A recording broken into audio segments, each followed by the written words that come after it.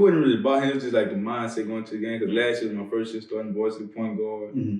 Yeah, that was huge. I had a long year that year. Had a lot of turnovers. Okay. Brass and yelling every game. We had one-on-one meetings. Team blaming on me.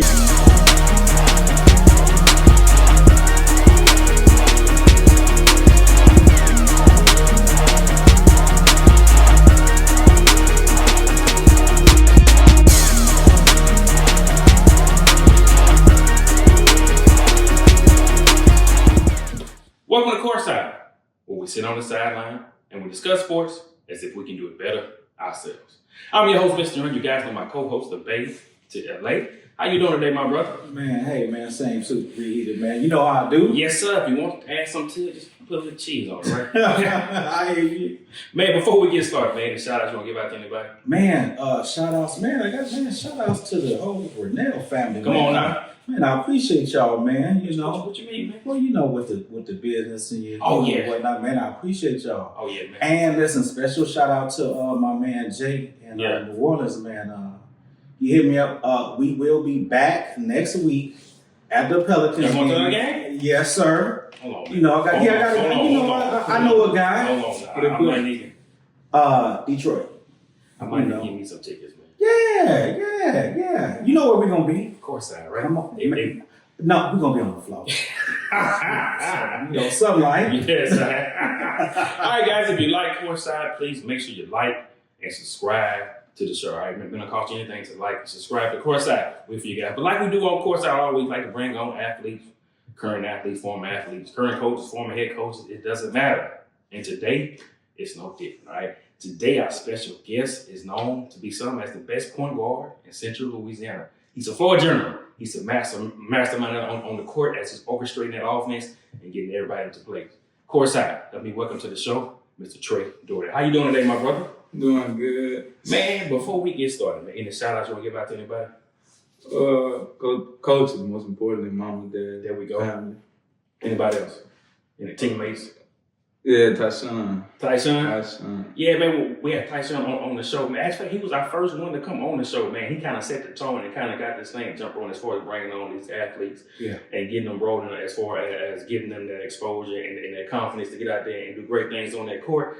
And I seen, man, we came out to your game against Peabody, man, and we came out there scouting. That's what we came out there to do. We came out there to scout for some talent, and you stood out, man. Man, as soon as as I was filming, I hit Bay up. I was like, hey, we got us one. Right then and there. All right, so that's when I hit you the next day. And I was like, we got to bring you on CourtSide to sit down and talk with you and just to kind of pick your brain as far as what you see and what are you doing out there on the court, man. So let's jump right off into the interview, man. We know you're a two-sport athlete, right? You play football, you play basketball. So you kind of came on to basketball late, correct? Mm-hmm. So since you came on to play basketball since fall season, what has been your most memorable moment thus far? It was really just like I had to come from football and basketball. The conditioning, that was the hardest part. And why the conditioning compared to football and basketball? I'm guessing because we was outside going to the court and it's paced back and forth, no break. Yeah, and then also like the leadership I had to bring back. Knowing I was starting point guard, bring it back, help the team out, set up, like you say, floor general, set up where you need to go, win, and what we running.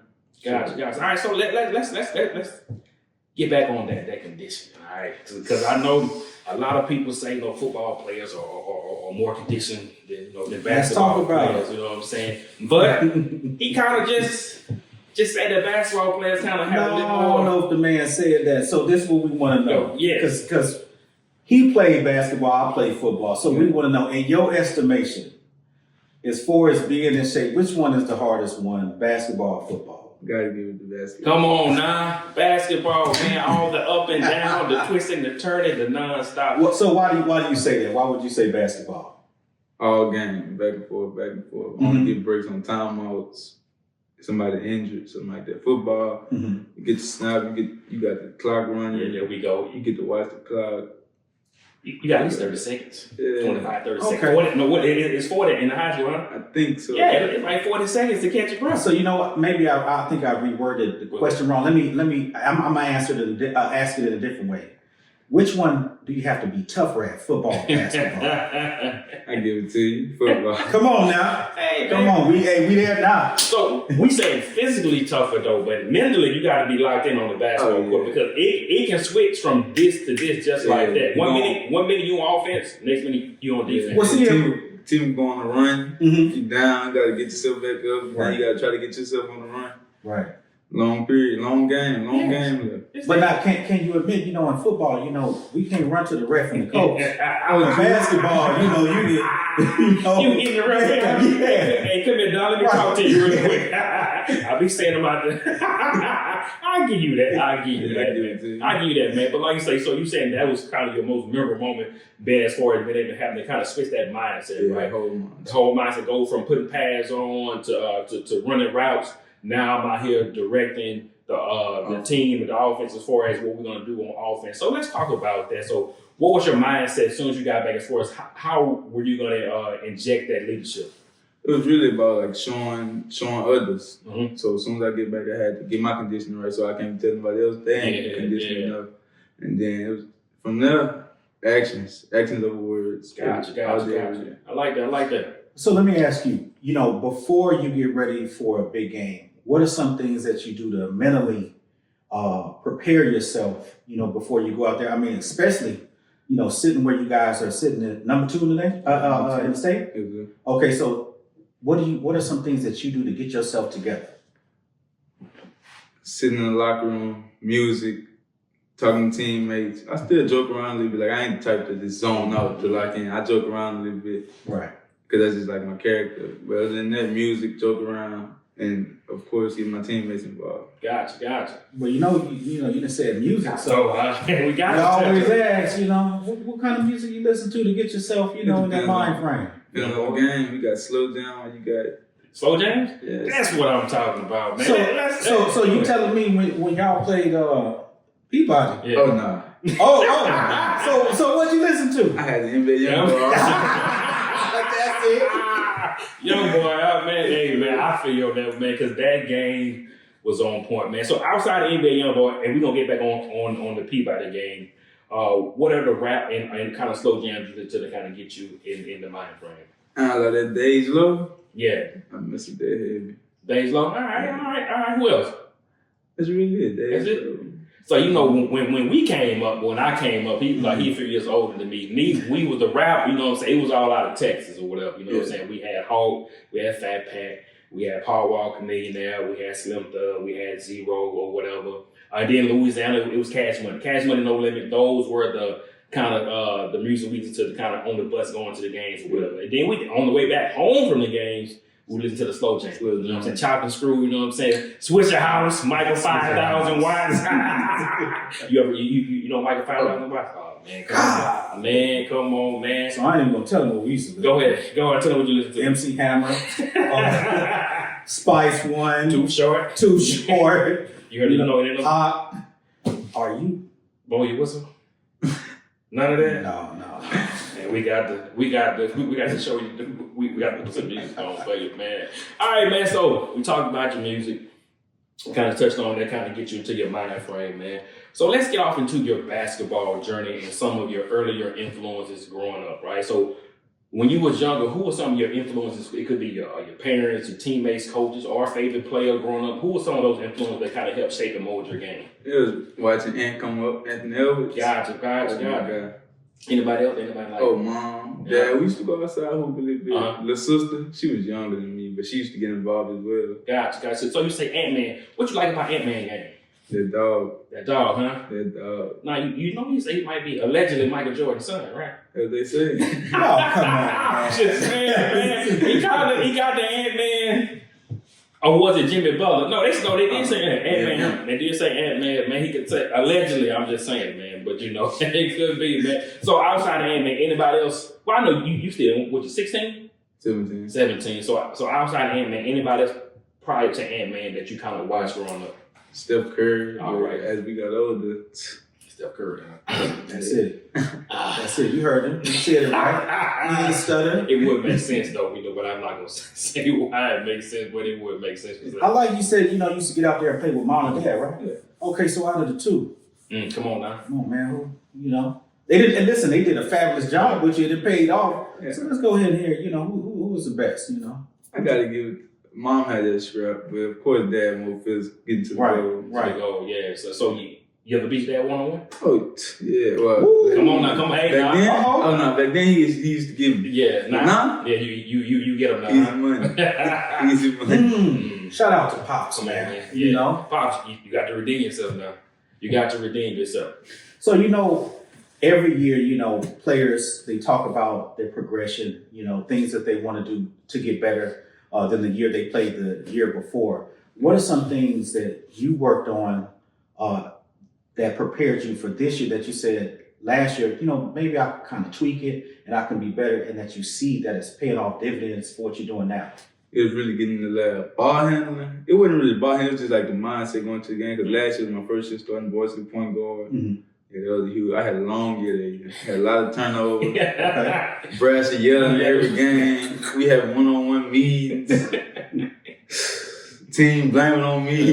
Hey man, that's part of that growth though. That's part of the growth, man. So let's go into this year with that. So what was the mindset from last year, knowing where you was at as far as the turnovers and the mistakes and coach getting on you or whatever? What did you do differently to get prepared for this year?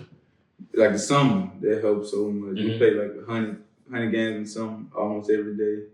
It was the summer, and then he limited turnovers I could have. He gave me 3 games. 3 games. So can you tell me, as far as like a typical play that you run, right? What are some of the things or processes that are going through as you're getting the ball and you're moving down court and you're setting your guys up?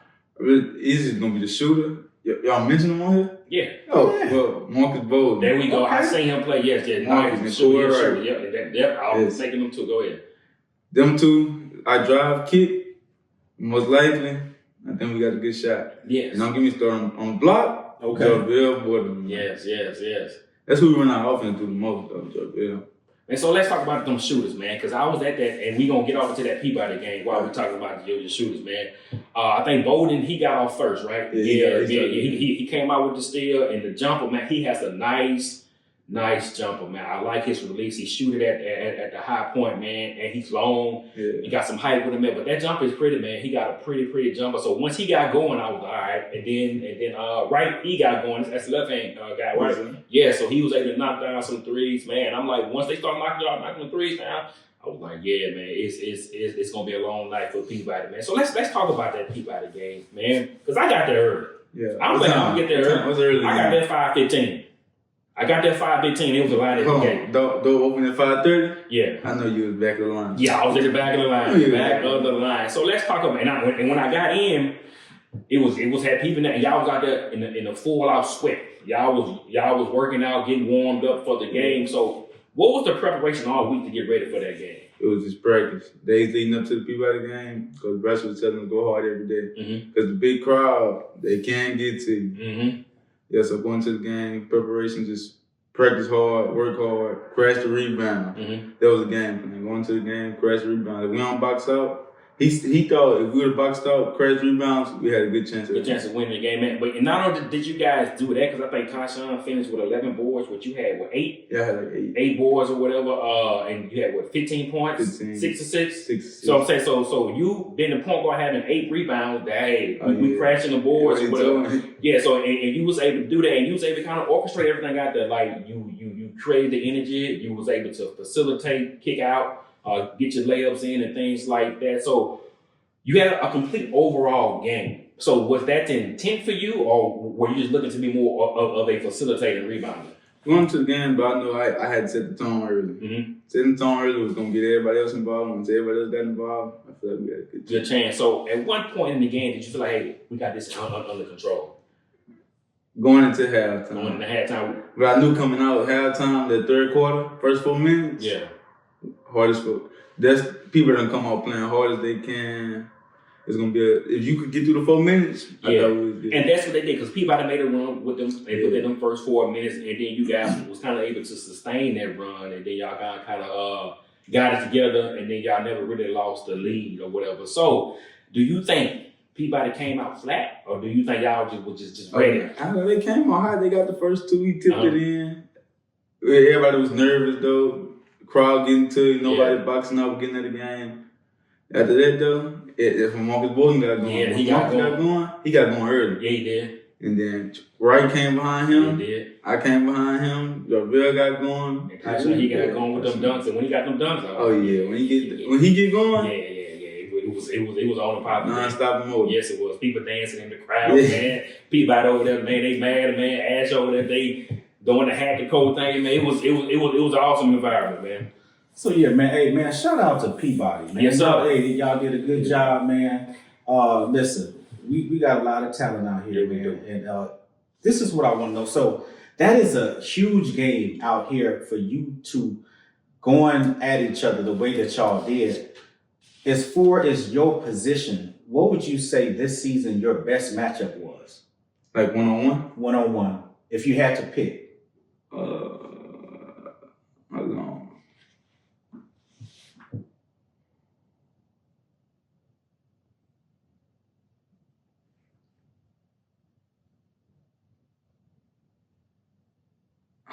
Nobody? Hold on, come back to the question. So okay, well let me rephrase it. How about this? What was the most challenging matchup that you had this year, as far as you as an individual, somebody that you faced where you felt like it was a real challenge for you? Yeah, I give it to the Peabody game. Mm-hmm. Yeah. Okay, tell me about the it. Trey kid. Okay, and what part about that? He started off high from the beginning. He had first 7, something like that. Yeah, he had the first 7. So what was going through your mind, as that was happening? He scored, crowd get loud, ass side go down. We got to come back and score, get our momentum back. Right. And then going guarding, everything just loud. You can't hear nothing. It was like going through. And then they score again. It go back down. You got to bring it back up. We go score. It was like a back and forth game at the beginning. Yes, it was. Yes, it was. Like that first quarter was a back and forth. Like it was like they'll score, then Peabody scored, then they'll score, Peabody scored. So it was keeping that energy high or whatever. But like I said, and you guys were able to sustain that as well. And I can say, like, watching you guys, I would say that Peabody game was probably your guys' toughest matchup. Granted, you guys beat them convincingly, but I think everything surrounding that game, from the fans to the parents, the coaching, you know what I'm saying? The rivalry, you know what I'm saying? The Lance Brown coaching, playing for Coach Smith. I think all that kind of went off into that whole game, man. And to me, that game, man, that's what everybody look forward to every year, man. Like that's like the Bayou Classic in a sense, man. It's like everybody's gonna show up to that game, man, and they gonna pay whatever it costs to get in there. Yeah, it's so much talent out there, you know, with you guys, man. Listen, the things that y'all doing, out there, that stuff is gonna live on. Like people gonna talk about that for years. I don't know if you know it or not, but that is the way that it happens. This foundation that you guys are setting.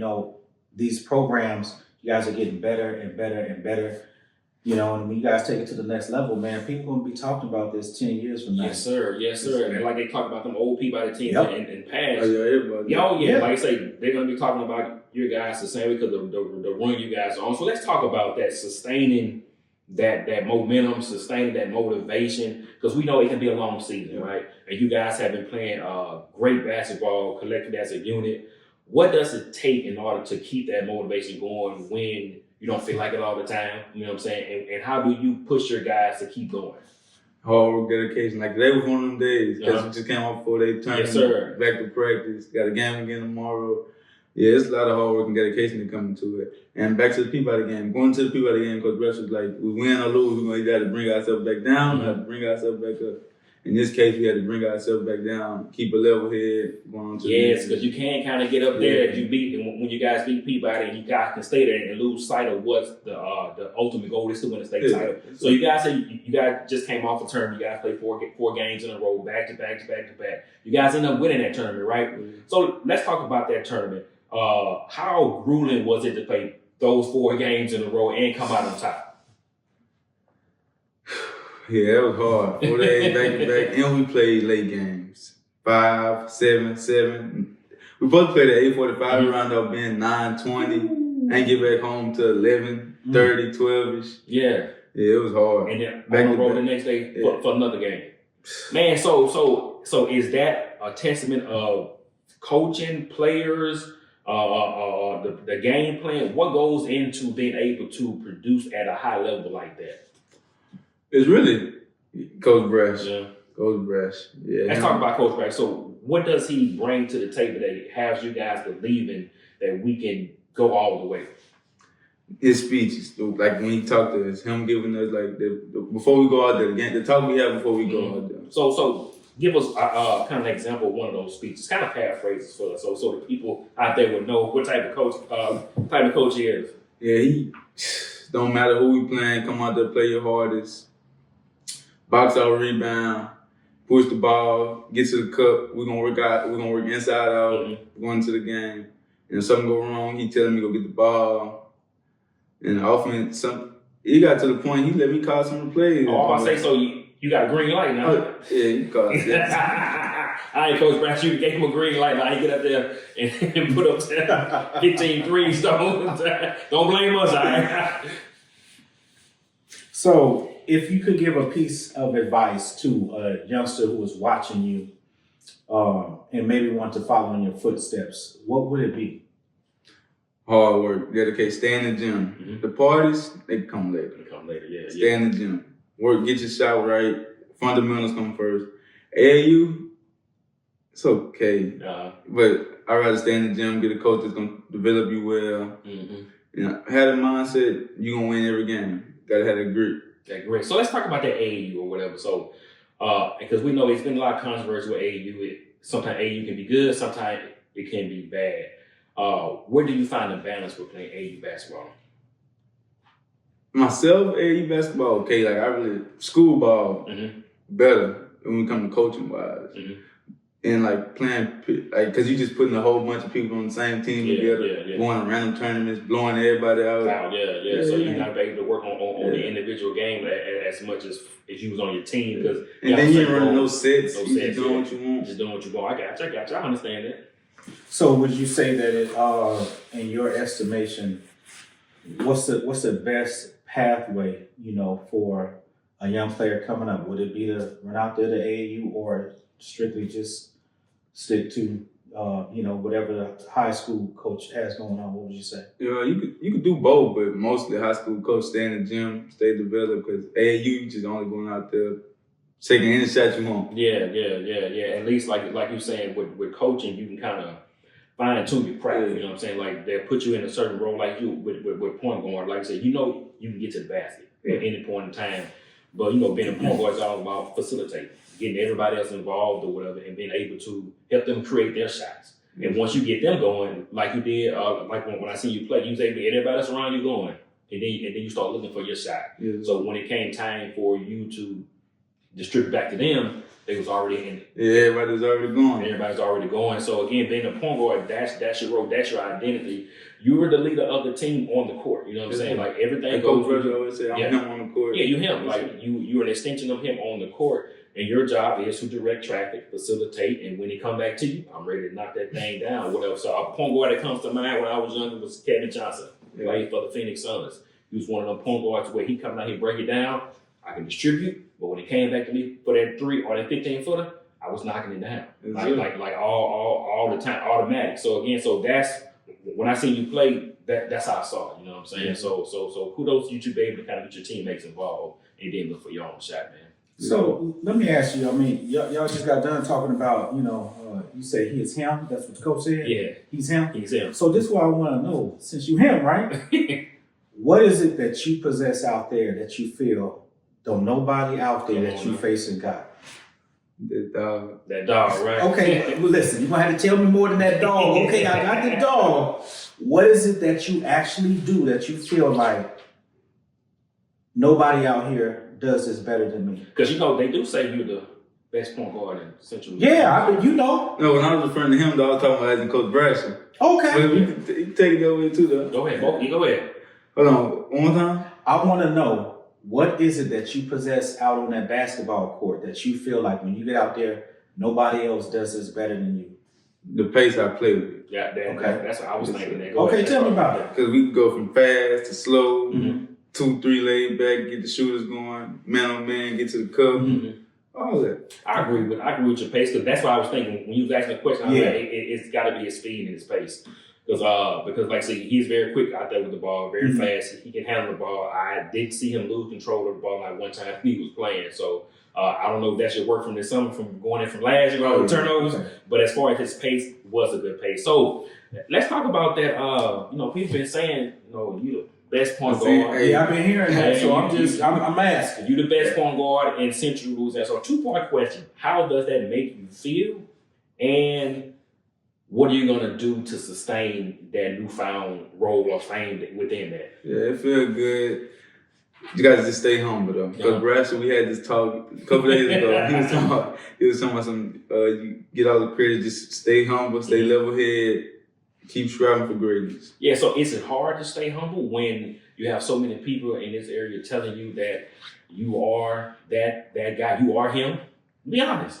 A little bit, but not really. I just try to tune all of it off. I tell them congrats, thank you, stuff like that. But I like that. I don't want to just be too big headed. Right. Because I'm gonna do that. So this was gonna happen. Yes. I done already said, look, I'm going down there to the Pelicans game, and once I'm gonna let them know, hey, we got somebody else. We got somebody y'all need to be looking at. So I'm just, it's fine to say it. Yeah. Okay, cool. I'm with it. All right, man. One last question before we go, man.